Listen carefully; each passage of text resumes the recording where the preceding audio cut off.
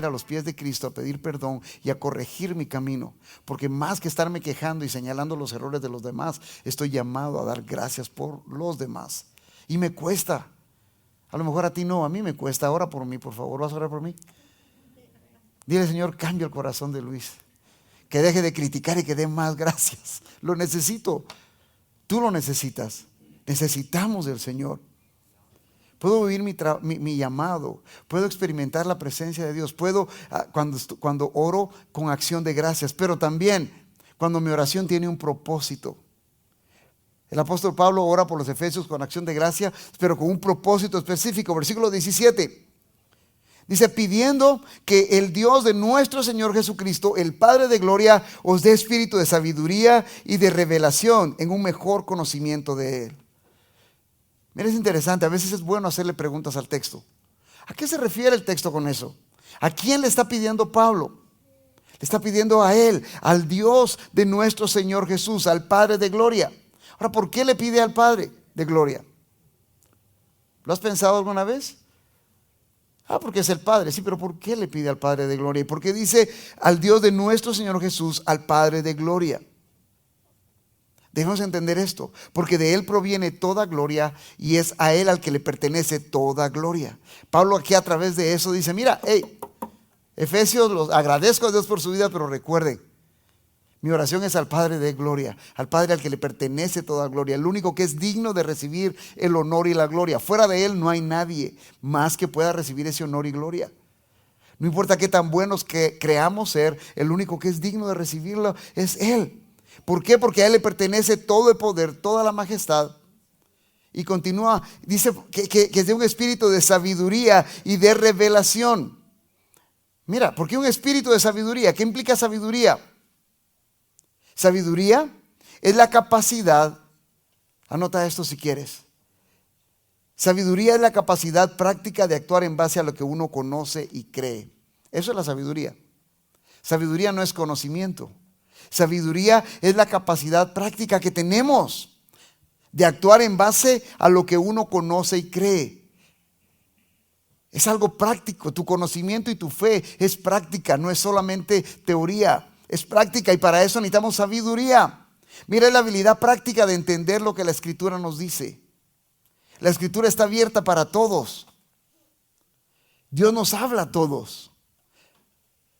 A mí no, pastor, ¿será? ¿Cuánto has leído esta semana? Y lo que has leído esta semana, ¿qué te dijo Dios esta semana? A mí no me dijo nada. ¿Leíste? Porque la palabra de Dios no vuelve a Él vacía, sino que cumple el propósito por el cual es enviada. Dios nos habla a todos. Y para eso está pidiendo el apóstol Pablo que les dé espíritu de sabiduría, que puedan tener la capacidad de entender las Escrituras y que puedan vivirlas. No solo conocerlas, sino vivirlas. Y luego continúa y dice que de un espíritu de sabiduría. ¿Y qué más? ¿Qué dice tu Biblia? ¿La tienes abierta? Porque a lo mejor estoy inventando lo que digo. Es importante que lo veas ahí. Y de revelación. Te dio un espíritu de sabiduría. Es la oración de Pablo para la iglesia de Éfeso. Es la oración de Pablo para la iglesia en general. Les dio un espíritu de sabiduría y revelación. ¿Qué es revelación? Mira, la revelación es la oportunidad de experimentar a Dios y su verdad. La sabiduría es la capacidad práctica de actuar en base a lo que conozco y creo. Pero la revelación es la oportunidad de experimentar a Dios y su verdad. Esa es la revelación. Es la oportunidad de poner en práctica lo que ya sabes. Porque al final, recuerda, el conocimiento no cambia. Es la práctica del conocimiento lo que te cambia. Mira, a mí me gusta patinar, pero como no lo practico, aun cuando sé cómo se patina, sé cómo se ponen los patines, sé cómo tengo que pararme, sé que si voy a patinar sobre hielo, cuando soy fuera de la pista tengo que ponerle el protector a la hoja, sé que si uso los de rueditas tiene un freno, sé toda la teoría. Pero lo más seguro es que como no lo practico, cuando me meta a la pista,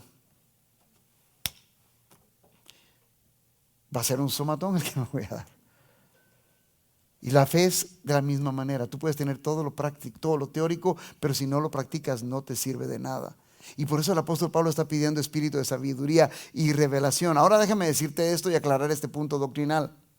No hay revelaciones nuevas. Nadie puede venir y decirte es que Dios me dio una revelación nueva. El tal es hereje. Aquí dice en segunda de Pedro capítulo 1, que aquí en la palabra de Dios tenemos toda la revelación del Señor, todo lo que es necesario, todo lo que es útil para una vida piadosa. Pero ¿sabes qué? No tomes mi palabra por eso. Abre tu Biblia, segunda de Pedro. Está atrasito, casi llegando a Apocalipsis. Segunda de Pedro, capítulo 1, versículo 3 y versículo 4. ¿Por qué tocó esto? Porque hoy en día se oye mucho, el Señor me dio, tengo revelación nueva del Señor. Y ahí vamos, ¿verdad? Como corderitos al matadero, a oír cosas que en lugar de acercarnos a Dios nos alejan de Dios. ¿Lo tienes? Versículo 3 de 2 de Pedro capítulo 1. Pues su divino poder nos ha concedido todo cuanto concierne a la vida y a la piedad mediante el verdadero conocimiento de aquel que dice que nos llamó por su gloria y excelencia, por medio de las cuales nos ha concedido sus preciosas y maravillosas promesas, a fin de que por ellas lleguéis a ser partícipes de la naturaleza divina, habiendo escapado de la corrupción que hay en el mundo por causa de la concupiscencia. Pero en su divino poder, Él nos ha concedido todo cuanto concierne a la vida de la piedad, mediante el verdadero conocimiento de aquel que nos llamó por su gloria y excelencia. ¿Quién es el que nos llamó por su gloria y excelencia? Cristo Jesús. Pero pastor, Cristo Jesús ya no está físicamente con nosotros. No, Él está sentado a la diestra del Padre, intercediendo por nosotros. Para que cuando pecamos tenemos a alguien que intercede por nosotros, a Jesucristo. Pero su palabra es Jesús con nosotros. Juan 1:1, en el principio era la palabra era el verbo, la palabra era Dios, estaba con Dios, y esta palabra se hizo hombre y habitó en medio nuestro, y conocimos su gloria, gloria como del unigénito Hijo de Dios. Aquí en su palabra está toda la revelación que necesitamos. Dios puede usar a alguien para recordarnos un pasaje de la palabra. Dios puede usar a alguien para en el momento que más lo necesitamos llevarnos a un punto de la palabra y hacernos recordar sus promesas en la palabra. Pero de eso, una revelación nueva, no. Cuando habla de espíritu de revelación, no se está refiriendo a ese espíritu de revelación de que Dios me dijo y por eso vengo y te digo. Lo que le está diciendo la revelación acá es la oportunidad de experimentar a Dios y a su verdad. Es esa experiencia plena, práctica que tenemos. ¿Por qué Pablo pide esto? Porque el resultado que Pablo busca en la iglesia de Éfeso y lo que está buscando en la iglesia Brave es que, ¿qué dice? ¿Cómo volvamos a Efesios capítulo 1, versículo 17? Dice, él lo que está buscando es un mejor conocimiento de Él. Él espera que como iglesia nosotros tengamos un mejor conocimiento de quién es Dios, quién es Jesús en nosotros. El espíritu de sabiduría y de revelación nos lleva a un mejor conocimiento de Dios a través de su palabra, a través de experimentar su presencia en nosotros, a través de reconocerlo como lo que Él es. Por eso la importancia de adorar, darle el valor a Jesús que Jesús tiene. Pastor, es que hoy vine tarde porque como cambiaron la hora y se me olvidó. Bueno, siempre hay excusas, ¿verdad? Pero te garantizo, al aeropuerto no vas a llegar tarde, al aeropuerto vas a llegar 2 horas antes. ¿Ya me va a regañar de nuevo, pastor? Sí, si no te lo digo yo, nadie te lo va a decir. Las personas que te dan la bienvenida no te van a decir, mira, ya es tarde. Y no es por nosotros. Manifiesta tu compromiso con Dios. Manifiesta tu responsabilidad con Dios. El espíritu de sabiduría y revelación nos lleva a un mejor conocimiento de Él. Ahora, curiosamente, la palabra que usa en el original griego es epignosis. Ahora, ¿por qué menciono esto? Porque mira, ese mayor conocimiento de Él implica conocimiento por contacto. Esa palabra implica conocimiento por contacto. Las mamás saben que a los niños, a los bebés se recomienda a los padres que cuando están creciendo y les da la comida, que los dejes que metan las manos y experimenten, que metan las manos entre la comida, que la toquen. Y los niños lo andan tocando todo. Y no es porque sean malcriados, es porque quieren aprender y conocer y experimentar. Entonces, y aquí cuando habla de un conocimiento de Él, está hablando de eso, un conocimiento basado en la experiencia. en primera mano. Voy a conocer quién es Él porque lo estoy experimentando, lo estoy viviendo, estoy escuchando de Él y lo estoy practicando y estoy experimentando su presencia. Ahora, es importante esto, recuerda, si tu fe no te ha cambiado, tu fe no te ha salvado. ¿Me has escuchado decir eso? Si tu fe no te cambia, tu fe no te ha salvado. ¿Por qué? Porque la fe que salva es una fe que cambia. No puedes venir y decir yo soy cristiano y seguir viviendo la vida que vivías antes.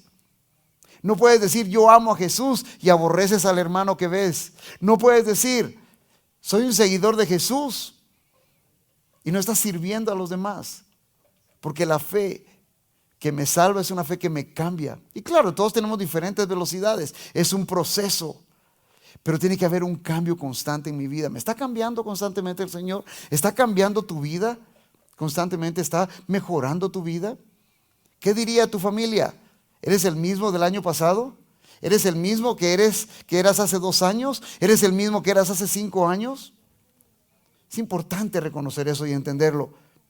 Puedo vivir mi llamado a través de la oración. Cuando empiezo mi oración con acción de gracias, cuando mi oración tiene un propósito, pero también cuando al orar soy intencional y específico. Versículos 18 y 19. Versículo 18 dice mi oración. Y ahí empieza el apóstol Pablo a ser específico. Mi oración es que los ojos de vuestro corazón sean iluminados. Mira, la oración de Pablo se vuelve intencional. Los ojos de vuestro corazón sean iluminados. ¿Tienen ojos nuestro corazón? ¿Tienen ojos? ¿Tiene ojos tu corazón? No, está hablando de sentido figurado. Está volviendo a tocar el punto de entendimiento. Quiero que sean iluminados. Y para la palabra, mira, tú sabes, yo no hablo griego, no hablo hebreo. A puras penas estoy aprendiendo el inglés y se me está olvidando el español. No sé qué va a pasar conmigo. Pero importante, hay algunas palabras que es bueno reconocerlas y verlas. La palabra iluminados. Él dice que los ojos de vuestro corazón sean iluminados. Esa palabra iluminados, fodizo, en el original implica aclarar, dar luz, salir de la oscuridad. Dejarlo por un lado, superar la ignorancia. Implica el acto de Dios de compartir su vida con nosotros a través de Jesús para sacarnos de la oscuridad, para abrir nuestros ojos, para enseñarnos el camino, para aclararnos, para transformarnos, para alejarnos del pecado. Ahora, dicho de otra manera, Pablo está orando para que podamos entender todo lo que Dios ha hecho por nosotros. Pablo está orando por Iglesia Brave. Pablo está orando por tu vida aún aquí para que puedas entender qué es lo que Dios ha hecho contigo. Porque es importante que entiendas lo que Dios ha hecho contigo. Porque mientras no entiendas todo lo que Dios ha hecho por ti, que tú no lo merecías, entonces el resultado de eso va a ser amor a Él y adoración y entrega total. Cuando yo entiendo quién es Dios, mira, no hay excusas. ¿Has leído tu Biblia? No, es que la empiezo a leer y me duermo. Se acabó la excusa cuando entiendo lo que ha hecho Dios por mí. ¿Has orado? Es que me cuesta. Es que no puedo. ¿Y sabes por qué no hemos entendido quién es Dios? ¿Estás dándole a Dios lo que es de Dios? Y no está hablando del dinero. Está hablando de tu vida. Esa es la importancia. Por eso dice, para que entiendan, para que sea su entendimiento, los ojos de vuestro corazón sean iluminados. Es lo que Dios ha hecho. Mire, voy a mencionar 3 aspectos importantes que se mencionan acá, que Dios ha hecho por nosotros. Primero, nos ha dado esperanza. En Él tenemos esperanza. Versículo 18, continúa. Dice, para que sepáis cuál es la esperanza de su llamamiento. Efesios 1, 18, la segunda parte. ¿Cuál es el llamamiento que Él nos ha dado? Mira, anota esta cita, 1 de Pedro, capítulo 2, versículo 10.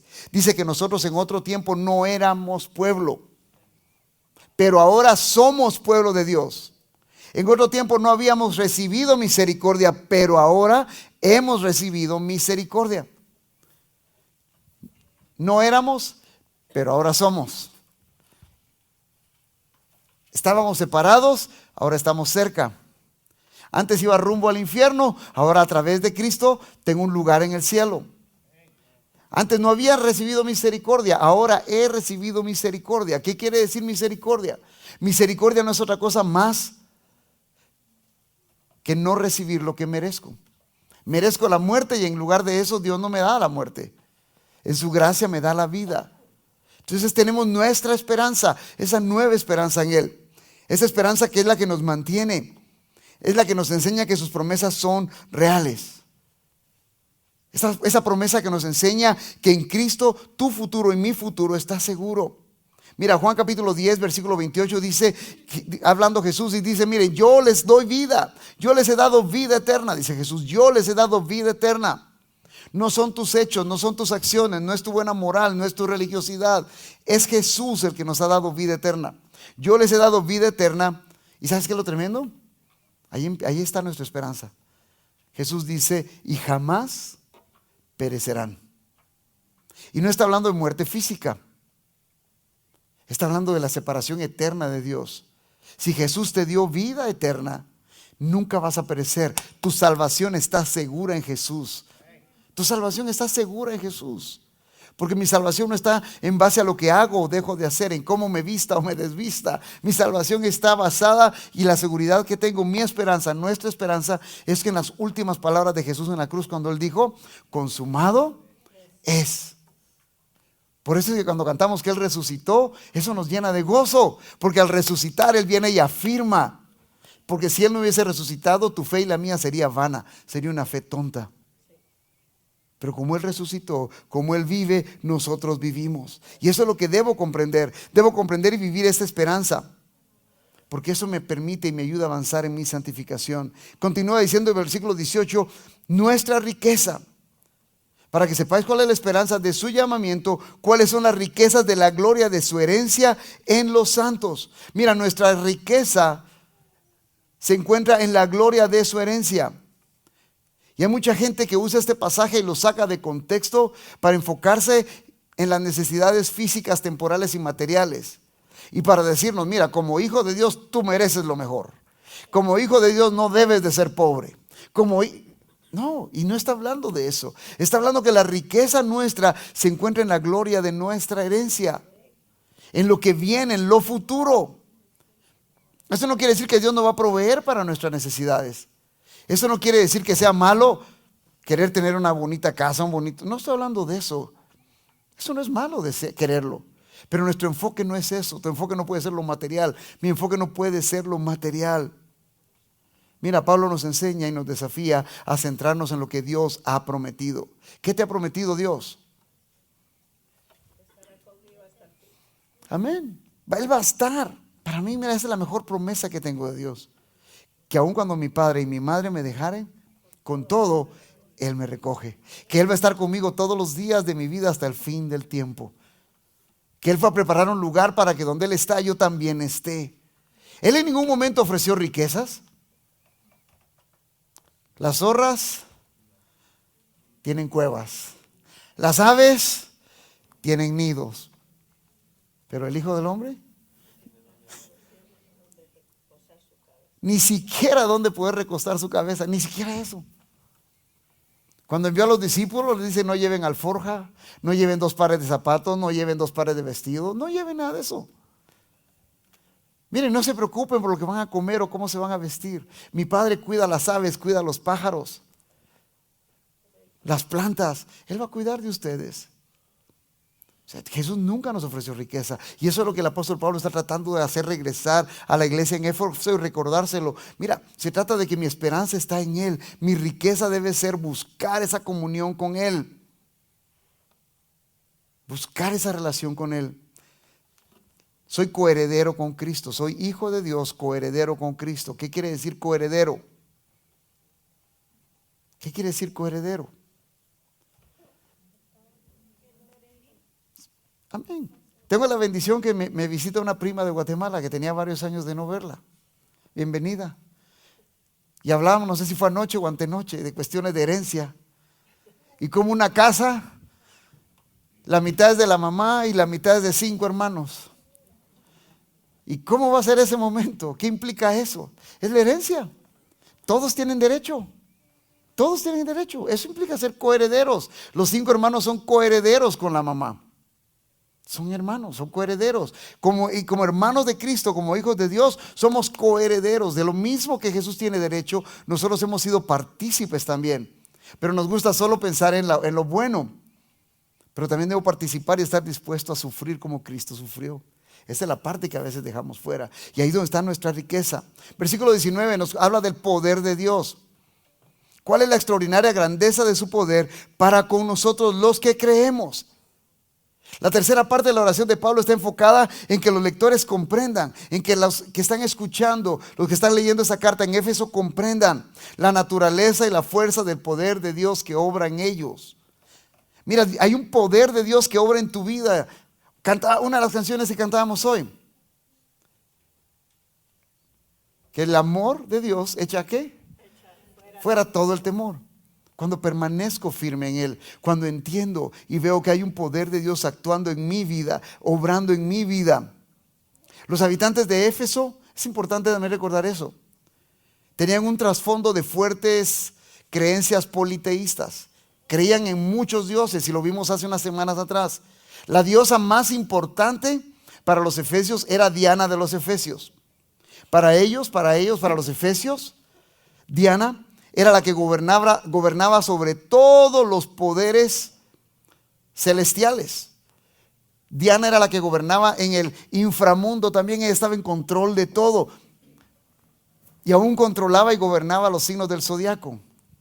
¿Qué signo eres? Tristemente muchos buscamos el horóscopo. A ver qué me dice. Yo soy Géminis. Yo soy Acuario. La iglesia de Éfeso estaba expuesta a todo eso. Y por eso es que el apóstol Pablo viene y les empieza a recordar que hay una extraordinaria grandeza de su poder en nosotros los que creemos, en ustedes los que han creído. Nada puede gobernar tu vida, no hay nada que pueda desecharte ni atacar. Cristo está en control. Hay un poder de Dios en ti, el poder de Dios está en tu vida. Y Pablo por eso ora por ellos. Ábreles el entendimiento, Dios. Ilumínalos, no los elimines, ilumínalos. Que puedan entender ese poder tuyo que obra en ellos. Y es la misma oración para nosotros.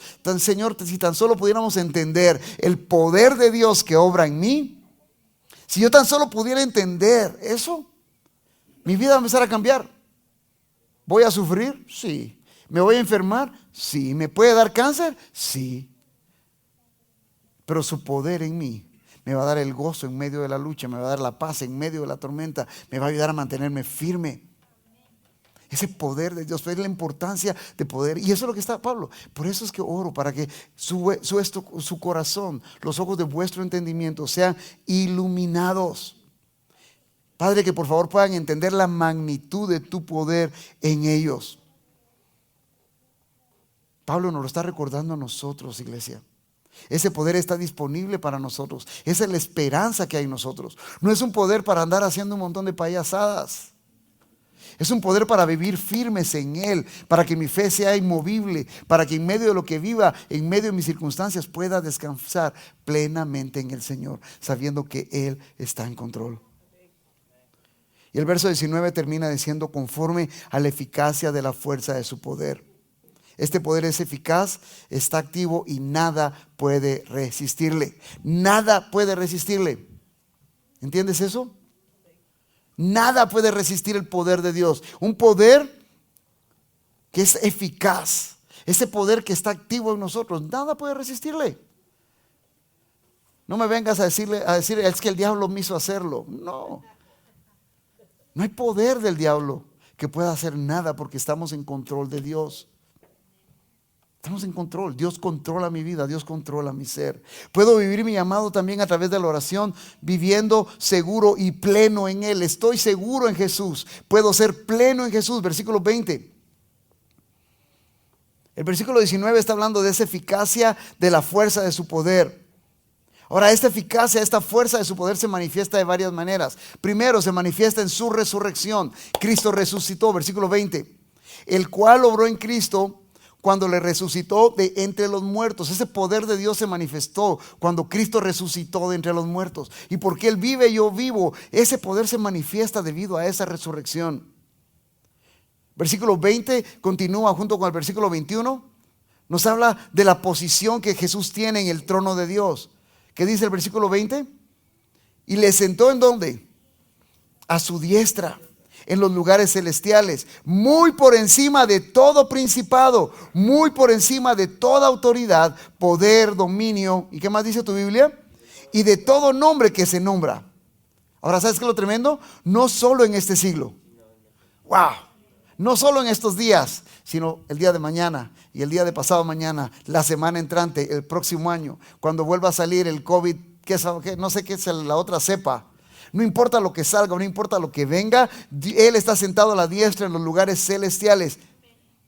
Muy por encima, me llama la atención, muy por encima, muy allá de todo aquello, de todo principado, autoridad, poder, dominio y de todo nombre que se nombra, no solo en este siglo, sino también en el venidero. Como iglesia no tenemos una lucha contra carne y sangre, dice la Biblia, sino contra huestes celestiales, contra poderes en las huestes celestiales, contra dominios, contra potestades. Pero sabes, buena noticia, iglesia, nuestra lucha es contra todo eso, pero Jesús está por encima de eso. ¿Entiendes eso? Jesús está por encima de eso. Y si Jesús gobierna tu vida y gobierna la mía, ¿por qué de temer? ¿Qué me puede hacer el diablo? Si Él es el mayor, Él es el que está conmigo, que el que está en contra mía. ¿Por qué voy a vivir una vida derrotada? ¿Por qué voy a vivir una vida amargada? ¿Por qué voy a usar esa palabra de nuevo? ¿Por qué voy a seguir viviendo como arrimado en el reino de Dios? Si Dios me da la oportunidad de vivir como hijo. ¿Por qué voy a vivir amargado y amarrado al miedo y al temor si Dios me da la oportunidad de vivir como hijo? Él está por sobre todas las cosas. Y la última forma en la que se manifiesta esa eficacia de su poder es en su autoridad. Versículos 22 y 23. Dice que todo lo sometió, ¿qué dice? Bajo sus pies. ¿No entendiste el concepto de muy por encima? Aquí te lo aclara. Todo esto lo sometió bajo sus pies. Mira, ¿qué me puede hacer la alfombra? Nada, está bajo mis pies. Todo lo sometió bajo sus pies. Él es tu Padre, Él es mi Padre. Y a Él, a Jesús, lo dio por cabeza sobre todas las cosas a la iglesia. Él es la cabeza. Nos hace partícipes como el cuerpo. Lo dio sobre todas las cosas a la iglesia. Versículo 23, la cual es su cuerpo. La plenitud, que termina diciendo, de aquel que lo llena todo en todo. Él es la cabeza, nosotros somos su cuerpo. Él nos dio a Jesús como la cabeza nuestra, y Él es el que lo llena todo en todo. Y si Él está llenando todo en todo, ¿qué control puede tener el diablo sobre mi vida? ¿Qué control puede tener el diablo si Él está llenando todo en todo? Ahora la pregunta es, ¿estás siendo lleno por Cristo? ¿Estás buscando a Jesús? ¿Estás viviendo con coherencia o simplemente te pones la máscara de cristianito? Vivamos con coherencia, el todo en todo. Mira, lo he dicho antes y lo repito, iglesia, tenemos una nueva identidad en Cristo. Todas las cosas viejas pasaron, todas son hechas nuevas, porque en Cristo tenemos una nueva identidad. Dios te ha dado una nueva identidad. Ya no eres lo que eras. Antes sí. Mira, antes yo vivía consumido por el miedo, por el temor, por la vergüenza, por el qué dirán de la gente. Y si salgo de mi casa y me pasa algo, y si me muero, ¿qué le va a pasar a mi familia? Eso era antes. Pero en esa nueva identidad que tengo en Cristo, sabiendo que Él está en control de todo. Mira, tengo una nueva identidad de Él. Vivamos esa nueva identidad. Dejemos de vivir como arrimados, vivamos como hijos. ¿Cómo puedo hacerlo, pastor? Qué buena pregunta ustedes hacen. Se los digo, ustedes me ayudan con esas preguntas que hacen. Primero, descansando en el amor de Dios que se manifestó a nosotros a través de Jesús. ¿Qué pues me separará del amor de Dios? ¿Has leído esa parte de la Biblia? ¿Angustia? ¿Hambre? ¿Persecución? ¿Peligro? ¿Espada? Nada me puede separar del amor de Dios que es en Cristo Jesús. ¿Te das cuenta? ¿Cómo puedo vivir como hijo? Descansando en ese amor de Dios que me da a través de Jesús. ¿Cómo puedo vivir como hijo viviendo la salvación completa de Jesús? ¿Cómo puedo vivir la salvación completa? ¿A qué me refiero con eso? La Biblia dice que ya no hay condenación para los que están Cristo Jesús. ¿Estás en Cristo Jesús? Si Dios es el que perdona, ¿quién puede condenarte? ¿Quién puede venir y ponerte el dedo? Si el único que podía hacerlo, cuando pudo condenarme, en lugar de condenarme, me abrazó. El único que pudo haber condenado a la mujer que fue encontrada en adulterio, le digo, ni yo te condeno. ¿Te das cuenta? ¿Cómo puedo vivir como hijo? Descansando en el amor de Dios, viviendo tu salvación completa, viéndote como lo que eres. Viéndote como lo que eres, no te crean más de lo que eres. Porque el orgullo es el inicio de la caída, dice Proverbios. Pero vete como lo que eres. No eres el arrimado, no eres el pollo comprado de la familia de Dios. Eres hijo, coheredero con Cristo. Tengo derecho, tengo autoridad en Cristo. Soy hijo. Y como hijo voy a actuar como tal. También agradecido con Dios por el perdón y la vida eterna que te ha dado. Y aquí te dejo la última clave. ¿Cómo puedes empezar a vivir como hijo? Contando a otros cuán grandes cosas ha hecho Dios contigo. ¿Cómo lo haces? Tu testimonio. Mi vida era, pero Jesús, ahora mi vida es. Mi vida estaba desordenada, vacía, borracho, celoso, peleonero, mal hablado. Un día Cristo vino y me encontró y me rescató y empezó a transformar mi vida. Y ahora vivo como un hijo de Dios. ¿Sigo pecando? Sí. Pero en su misericordia cada vez peco menos, cada vez fallo. Y hasta que esté con Él, voy a seguir hablando de cómo restauró mi vida, salvó mi matrimonio. Cuando mi esposa estaba a punto de dejarme, Jesús metió las manos, me rescata, me transforma, me da vida eterna. Otra manera de dar testimonio es a través del bautismo. ¿Ya te bautizaste? No, hablemos.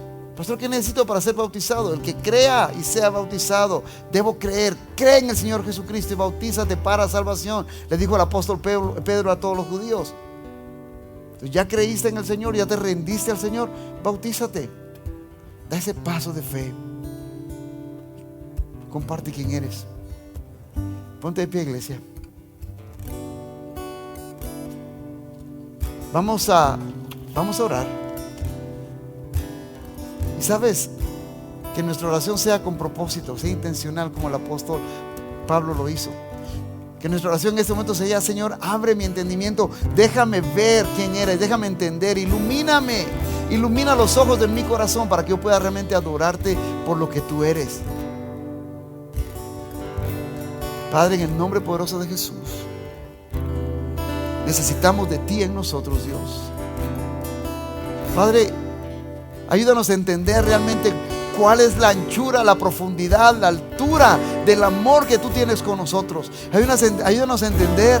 Abre nuestros ojos para que podamos ver, comprender, Señor, lo que somos en ti y la oportunidad que tenemos de vivir en ti, por ti y para ti, Señor. Padre, ayúdanos por favor a entender que ningún arma forjada en contra nuestra prosperará, porque tú, el que tienes todo bajo tus pies, el que tiene toda autoridad, está con nosotros, Señor, y en nuestro Rey, en nuestro Señor, en nuestro Salvador. Padre, por favor.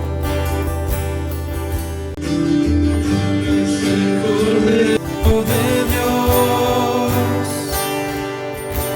digno es el Rey que la muerte venció. Digno es el Cordero de Dios. Digno es el Rey que la muerte venció. Canta la iglesia. Digno es el Cordero de Dios. Digno es el Rey que la muerte venció. Digno es el Cordero de Dios. Digno es el Rey que la muerte venció. Digno es el Cordero de Dios. Digno es el Rey que la muerte venció. Digno es el Cordero de Dios. Digno, digno, digno.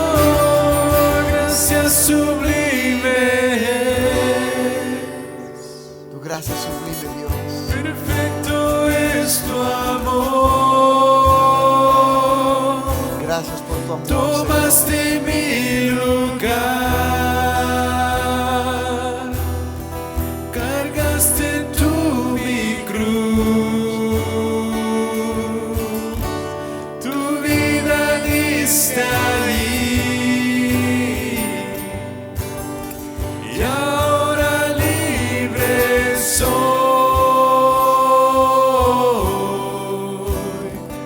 Oh, Jesús, te adoro por lo que hiciste en mí. Tu vida diste allí. Debido a que diste tu vida en la cruz, Jesús. Debido a que Jesús dio su vida por ti, ahora somos libres. Porque si el Hijo os libertare, seréis verdaderamente libres. Amén. Lo adoramos por lo que Él hizo. Lo adoramos por lo que Él está haciendo y por lo que va a hacer. Al salir de aquí, iglesia, vivamos, salgamos de aquí con esa libertad que Él nos ha dado. Salgamos de aquí viviendo como lo que somos, libres en Él. Y si pecamos, y cuando pequemos, corramos a los pies de la cruz, porque abogado tenemos para con el Padre a Jesucristo, que intercede por nosotros. Amén. Dios les bendiga, familia. Recuerda que por sobre todas las cosas eres amado. Dios les bendiga.